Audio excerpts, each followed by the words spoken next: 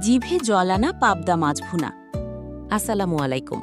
আজ আমি আপনাদের সাথে শেয়ার করব অত্যন্ত সুস্বাদু এবং ঝটপট তৈরি করা যায় এমন একটি পাবদা মাছ ভুনার রেসিপি। প্রথমে পরিষ্কার করে ধুয়ে রাখা পাবদা মাছগুলোতে লবণ, সামান্য হলুদের গুঁড়ো আর মরিচের গুঁড়ো মাখিয়ে নিচ্ছি।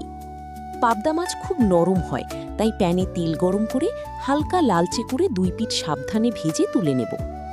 এবার কড়াইতে পেঁয়াজ কুচি ও কাঁচামরিচ হালকা বাদামি করে ভেজে নেব। এতে সামান্য পানি দিয়ে লবণ, হলুদ, ধনিয়া ও মরিচের গুঁড়ো দিয়ে মশলাটা খুব ভালো করে কষিয়ে নেব যতক্ষণ না তেল ওপরে ভেসে উঠছে।